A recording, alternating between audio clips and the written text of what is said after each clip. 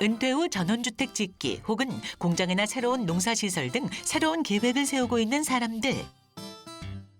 하지만 땅을 파고 건축을 시작하기 전 확인하지 않으면 안 되는 것이 있다는데요. 무턱대고 공사를 하면 벌금은 물론 건축 일정 지연의 문제가 발생하기 때문입니다. 그것은 바로 땅속에 숨어있는 매장문화재 때문이라는 사실. 우리나라는 매장문화재 보호를 위해 반드시 매장문화재 발굴 조사를 하게 되어 있는데요. 문제는 바로 비용입니다. 다행히 정부 지원을 받을 수 있다는데요.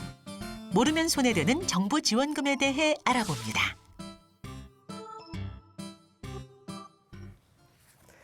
네, 이렇게 생활 뉴스 두 번째로 만나봤는데요. 네. 요즘에 집 짓는 분들이 굉장히 많고 전원주택에 집 짓는 게 소원이라고 하시는 분들도 굉장히 많은데요. 근데 모르면 손해가 되는 정보들이 있다고 합니다.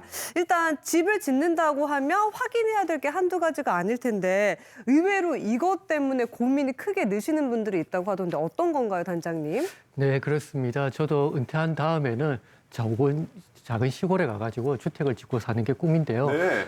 그것 못지않게 또 일반 생활을 하시면서 조금 전에 교수님들도 와가지고 설명을 해주셨는데 교수님들이 병원을 짓거나 이런 걸 하실 때 다들 건축 설계라든지 병원 이름이라든지 그 관련된 비용들을 다 계산하시는데 한 가지 잊고 계시는 부분들이 있습니다. 그런데 이런 부분들을 먼저 생각을 못했던 부분이기 때문에 뒤늦게 알게 되면 좀 당황스러운 경우가 있습니다. 여러 가지가 있겠지만 제가 오늘 이야기해 드릴 것 중에 한 개는 매장문화재 발굴조사 부분입니다. 매장문화재 발굴조사에 대해서는 대부분이 모르시고 계신데요.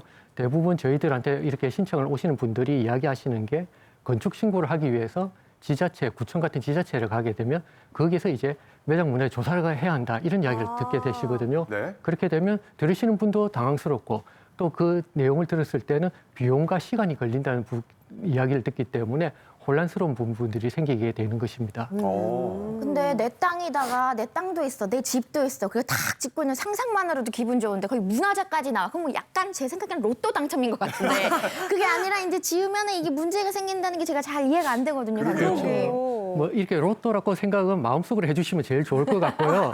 그런데 아까 앞서 이야기 드린 것처럼 문제가 건물을 원래 1월 달에 짓기로 했는데 문화재 조사가 하게 되면 그 조사 기간이 중간에 들어가기 때문에 조금 시간이 늦어지는 부분이 생깁니다. 그리고 또 한 가지가 우리나라에는 법적으로 아직 문화재 조사를 하게 되는 비용에 대해서는 그 개발을 하시는 분이 부담하게 되어 있습니다.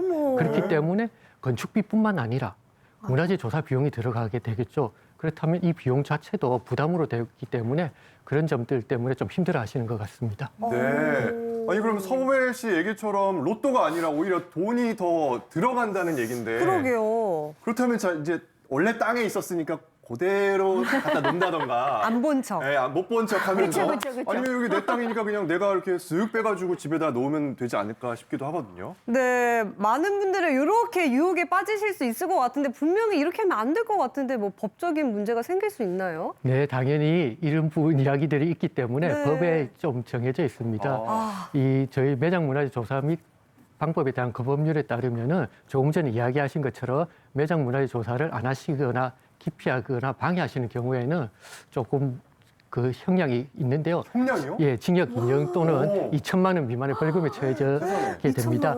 그런데 이것보다도 더 극한 게 무엇이냐면 우리나라가 역사가 오래되지 않았습니까? 근데 이 역사 속에서 순간순간 나오는 문화재들이 또 새로운 사실들을 알려주고 있는데 이렇게 그렇죠. 묻혀버리면은 후손들에게 이 사실을 전달해 주지 못한다는 점이 맞아요. 있거든요. 이게 가장 저는 큰 사실인 것 같습니다. 그렇죠. 그럼 실제로 단장님 발굴을 하시다가 정말 중요한 문화재다, 뭐 발굴이다 하신 적이 있으시죠? 네, 저희들 많은 조사를 하고 있는데 그런 조사된 사례가 있거든요.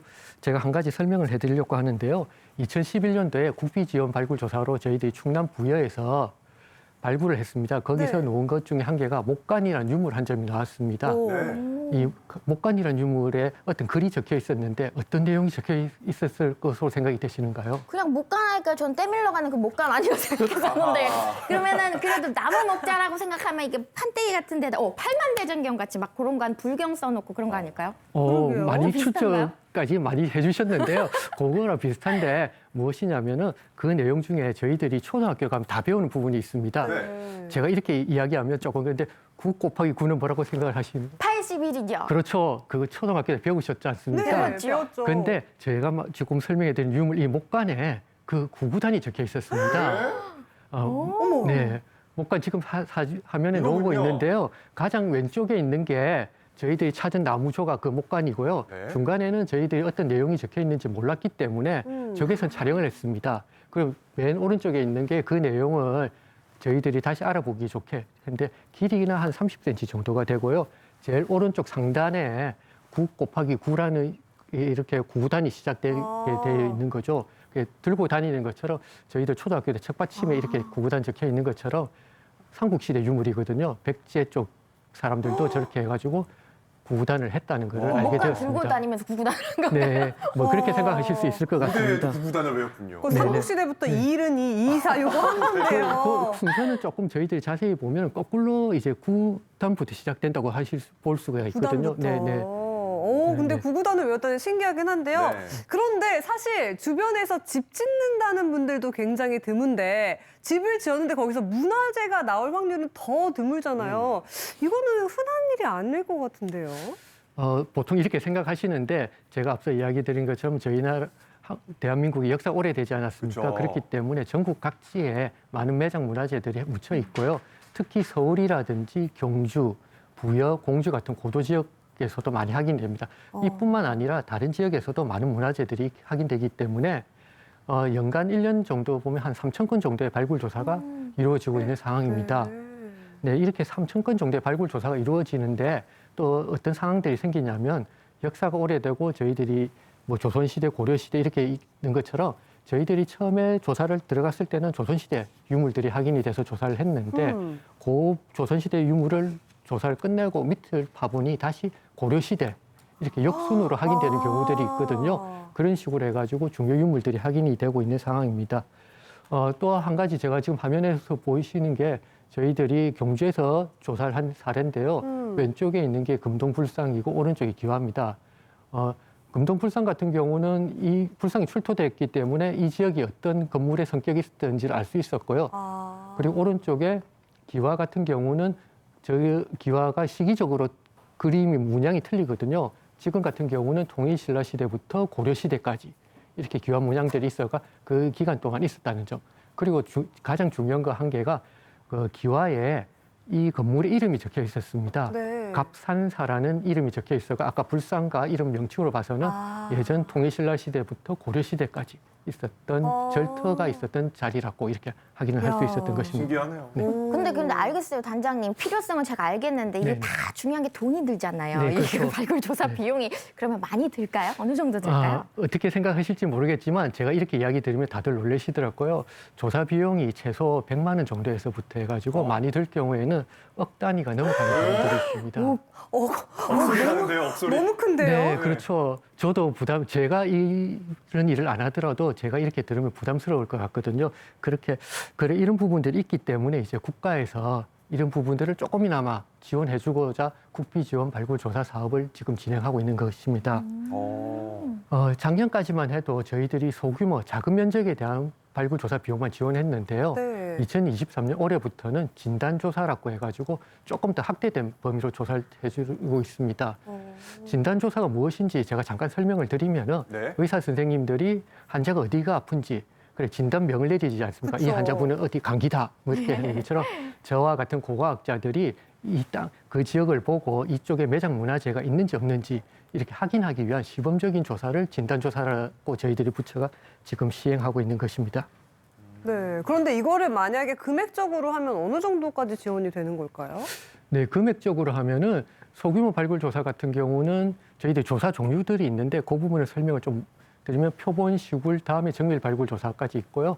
정밀 발굴 조사 같은 경우는 소규모는 현재는 1억 5천까지만 지금 지원을 해드리고 있는 상황인데 이 부분은 저희들이 개선을 하려고 노력하고 있는 상황입니다. 근데 어떻게든 건축을 하시는 분 입장에서 보면 어떻게든 들어가는 되는 돈인데 1억 5천만 원까지 지원을 받을 수 있다니까 굉장히 좋은 소식인데요. 근데 이거 어떻게 해야지 지원을 받을 수 있는 건가요, 네, 단장님? 어떻게 이 신청을 하시냐면요.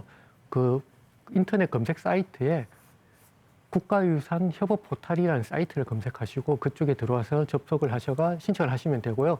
이런 부분들도 궁금하신 게 조금 더 궁금하게 자세히 알고 싶으면 한국문화재재단 1577-5805로 연락 주시면 됩니다. 네, 국가유산 협업 포털 네. 검색을 해서 들어가시거나 1577-5805번 이렇게 네. 전화로 문의를 하면 그리고 되겠네요. 그리고 지금 국가유산이라는 용어가 나와가지고 제가 잠깐 설명드릴 건데요. 저희들 이제 내년 5월부터는 문화재라는 용어 대신 국가유산이라는 용어로 변경이 돼서 쓰이거든요. 요 점도 하나 기억해 주시면 좋을 것 같습니다. 그럼 그 점을 딱 기억하면서 이렇게 중요한 정보는요, 딱 기간이 정해져 있더라고요. 이 신청 기간이 있을까요, 따로? 아닙니다. 저희가 연중 사업을 진행하기 때문에 1월 달부터 12월 달까지 진행하는데 단지 하나 조심하셔야 될 게 1년 단위로 사업을 하다 보니 연말에는 사업비가 조금 모자랄 수도 있습니다. 그런데 올해 같은 경우는 그런 걱정을 안 하셔도 될 것 같습니다. 네, 그래도 미리미리 뭐 준비해야 될 자료들이나 증거들이 필요할까요? 뭐 자료는 아까 이야기하셨던 저희가 설명드렸던 전화번호나 이렇게 하면 자세히 서류들은 이야기해 드릴 거고요. 네. 그 집을 짓거나 이런 분들이 조금 신경 써 주셔야 될 게 지적 측량이라든지 그 조사 대상지 안에 어떤 물건이라든지 이렇게 조사에 방해될 수 있는 것들은 조금 미리 치워주시면 좀 더 좋을 것 같습니다. 네. 자, 단장님, 그럼 이제 사람 일이라는 게 어떻게 될지 모르지 않습니까? 네. 지원을 이제 쫙 받았어요. 네. 받았는데 갑자기 사정이 생겨서 건축을 할 수 없다. 네. 이런 경우에 지원금 그대로 가지고 있으면 안 되겠죠? 뭐 그런데 조금 전에 그렇게 이야기하신 것 생각했구나. 중에서 이렇게 다른 의도가 아니고 조금 네. 사정이 생기실 경우에는 저희들한테 연락을 주시면 저희들이 어떻게 도움을 드릴 수 있도록 하고요. 그런데 거짓이나 좀 부정한 방법으로 이 지원을 받게 되시는 경우에는 역시 이렇게 지원을 받으신 부분에 대해서는 한수화를 하셔야 되는 상황들이 생길 수가 있습니다. 그럼 단장님 질문이 있어요. 네. 그럼 최근에도 이런 지원 사업을 통해서 발굴 조사하고 계신 거죠? 그렇죠. 오늘도 저희가 전국 각지에서 조사를 하고 있고요. 1월 달부터 사업을 시작해가 지금까지 약 500건 정도 저희가 접수가 돼가지고 조사가 진행됐습니다. 한 일주일 정도 사이에 한 15건에서 20건 정도의 조사가 진행된다고 생각하시면 좋을 것 같습니다. 네. 자, 이렇게 좋은 취지의 사업인데 지원을 받을 수 있는 대상이 어떻게 되는지 단장님께서 짚어주실까요? 네, 대상을 설명드리면 소규모 발굴 조사 같은 경우에는 단독주택, 개인 사업자의 건축물 같은 경우는 대지 면적 792제곱미터, 그리고 농업시설, 소규모 공장 같은 경우에는 대지 면적 2,644제곱미터까지 지원을 해드리고요.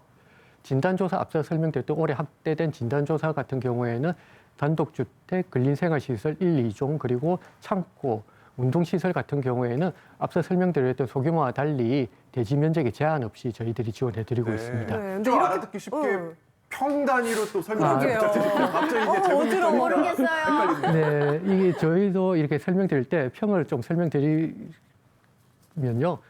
단독주택이나 개인 사업자의 건축물 같은 경우는 240평이라고 생각하시면 될 것 같고요. 공장이나 농업시설 같은 경우는 800평에 가깝다고 생각하시면 좋을 것 같습니다. 네, 근데 이렇게 좋은 제도가 있지만 민원이 생길 수도 있을 것 같은데 어떤 걸 좀 대비하면 좋을까요? 이 제도에서 제일 저희들이 많이 듣는 비용, 아까 설명드린 것처럼 처음에 설명드린 것처럼 비용 문제가 있고 더불어 하나가 시간 문제입니다. 네. 시간이 지연되는 거죠. 그래서 저희들이 최대한 비용도 많이 해드리고 시간도 단축시키기 위해서 노력하고 있거든요. 그리고 올해 같은 경우에는 저희들한테 접수를 하시게 되면은 저희가 2주 이내에 조사를 시작하게 되고요.